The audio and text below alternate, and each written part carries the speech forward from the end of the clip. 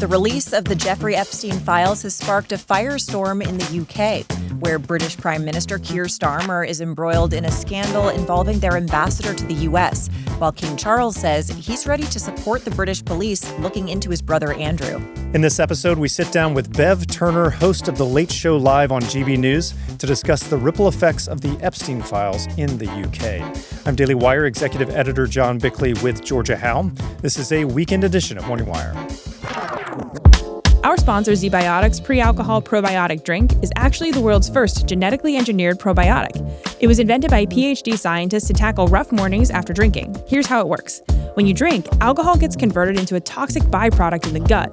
It's a buildup of this byproduct, not dehydration, that's to blame for rough days after drinking. That's where pre-alcohol comes in. It produces an enzyme to break this byproduct down. Our producer Brandon has great things to say about ZBiotics. It gives him the freedom to enjoy a good night out and come in ready to hit it hard the next day. And frankly, based on his experience, I'm looking forward to trying it myself.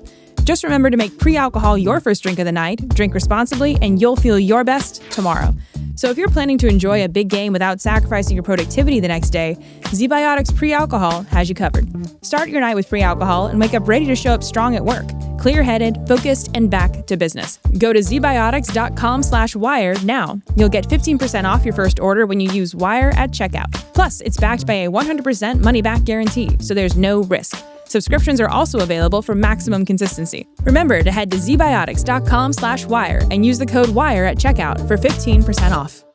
Joining us now to discuss is Bev Turner, host of GB News, The Late Show Live. Bev, first of all, welcome to Morning Wire. Thank you for joining us. My pleasure. So we've seen here in the U.S. the Epstein scandal continue to have a lot of fallout. In the U.K., there's some really pretty seismic things that are happening all the way at the top, including the king himself. Let's start there. There's news this week that he's going to be working with police in their investigation into his brother. Can you unpack what's actually happening there? So the royal family have been very quiet on the Epstein scandal, despite the fact that the king's brother Andrew, until recently Prince Andrew, he's had his titles all stripped now, is so closely related to the Epstein Island events. He was there on multiple occasions. We have so many photographs of him. He's all over the Epstein files with his now ex-wife, Sarah Ferguson, famously Fergie in the 90s, early 2000s, the redhead everyone remembers. Right. And they have come out of this very, very poorly. Some of their interactions with Epstein just display them as being greedy, opportunistic, really having no moral compass whatsoever. So that inevitably reflects badly on the royal family, because Andrew was apparently the Queen's favourite son. Now his brother is king. And this was unprecedented when this week King Charles said, we will cooperate with the police if necessary. And that's very different. I mean, it's his brother. It's not only constitutionally complicated, but it must be also emotionally quite complicated as well. And the royal family are in, their future is never certain in the UK, but at the moment it feels very precarious indeed. Of course, King Charles has cancer. We know he's been having treatment for that. Princess of Wales, Kate, also has cancer, had cancer. We believe she's in remission at the moment. And so there are huge stresses running around the family. And this is kind of the last thing they need, that the black sheep of the family is so heavily implicated in the Epstein files. Now, the sharing of confidential information is at the heart of this, and some other accusations related to the prime minister. What is going on with that situation? How much do we actually know at this point? So it is fascinating to me as a Brit journalist who's now based here in Washington, D.C, doing a live nightly show for GB News, how much the political landscape of America is impacting on the political landscape of the UK. This so-called special relationship has never been more pertinent politically. We elected a Labour government about 20 months ago now with Sir Keir Starmer as the leader. They won a pretty significant majority, a very significant majority of seats in the House of Commons without actually a huge percentage of the votes. It's just a sort of characteristic of our political system. Now, as part of that administration, one of the most significant positions is, of course, the British ambassador to America. 6 months ago, maybe less, Peter Mandelson, Lord Peter Mandelson, was given that job here in DC, to gasps of shock from anybody within the media and anybody that knew anything about politics. because it was so obvious that coming down the line was going to be the Epstein files. And one of the few photos we already had that didn't need to be released was Epstein and Mandelson on holiday in the Caribbean. I mean, we know that the links between him and Epstein were incredibly tight. Even after Epstein was convicted, they still retained a friendship. And so this potential bomb was coming over the horizon for the Prime Minister. I don't know how he thought he could get away with it. Nobody really understands that. And so now that we know the full implications of Mandelson's and his relationship with Epstein, as you say there, John, about giving away private policy information in 2008 crash, Mandelson was emailing Epstein saying, I'm just leaving Downing Street. I'll give you a call to tell you what we're doing about bailing out the banks. That's potentially extremely criminal activity, potentially could lead to life sentence in prison. Mandelson's now gone off grid. He stepped down, gave up his title, lost his position. And of course, questions are asked about the Prime Minister. How could you have given this man such a plum role, particularly with Trump in the White House, particularly given how many people are waiting to see President Trump implicated in the Epstein files and to make political capital and weaponize the content of those files? As of today, it appears that the Prime Minister is clinging on for dear life. We had the leader of the Scottish Labour Party yesterday come out and say that his position is untenable. His Chief of Staff, Morgan McSweeney, had to resign. His Chief of Communications had to resign. Now, normally, if those key players have stepped aside, the Prime Minister is toast. But today he stood up in Hertfordshire and said, I will not be leaving this position. I believe that I was given a mandate, that I have to carry this out. I will not desert my people. And he's sort of transforming this like recalcitrant stubbornness. He's trying to recast it as a strength. I'm here for my country. I'm not going to step down. And we live in an age, unfortunately, in the UK, it's a lack of accountability. It's the accountability deficit. Nobody ever seems to lose their jobs anymore.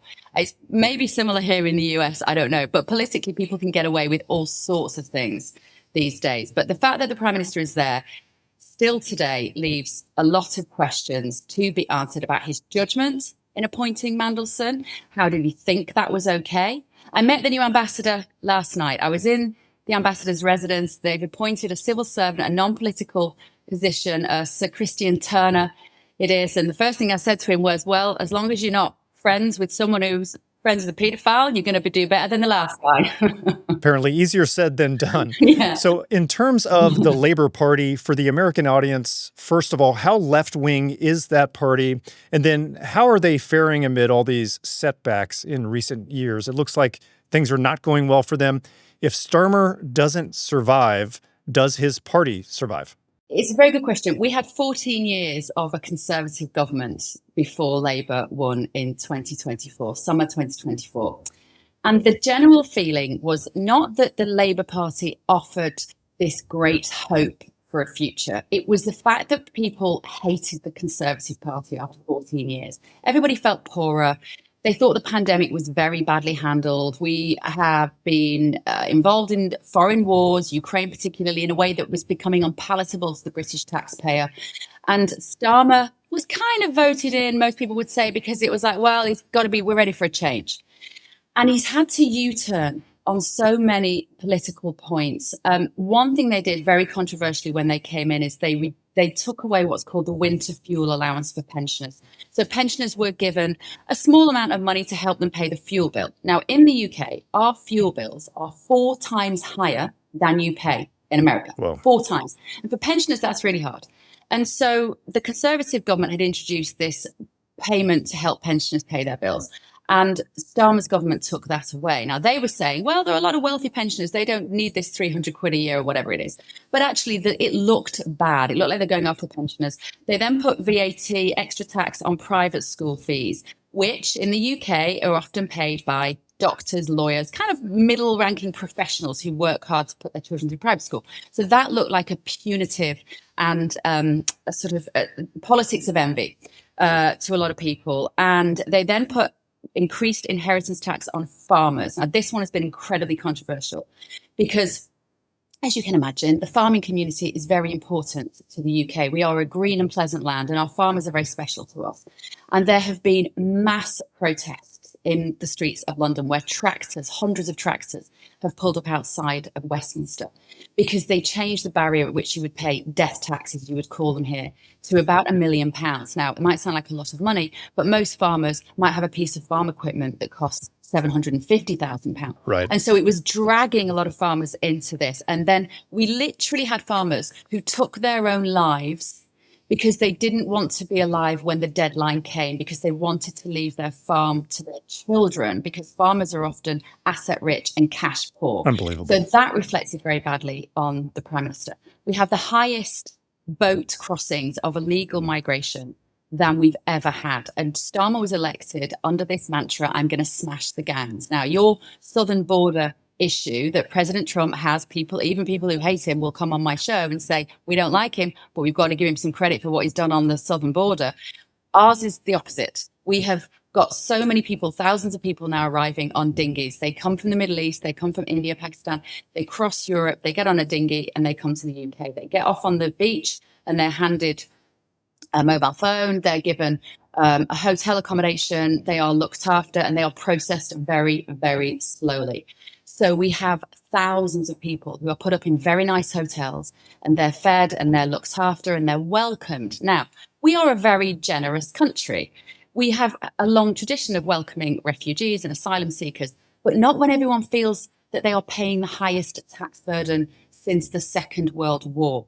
And so it feels like the British public's patience has been really tested under this government. So when the Mandelson situation kicked off, when it was clear that the UK's ambassador to America was going to have to go, there was actually quite a lot of people had their fingers crossed that this might be what does for the Prime Minister. But at the moment, it doesn't look like it. And in fact, the Labour Party don't make it easy to change leaders. The Conservative Party do. You may remember we had Boris Johnson, Liz Truss and Boris Johnson, then Rishi Sunak. Apparently very easy to get rid of Liz Truss. Yeah, it was less than 50 days, I think it was. The Conservative Party have different rules. The Labour Party have not in history taken out a leader by the party coming together, because you have to have 20% of the MPs on your side, which would be about 80.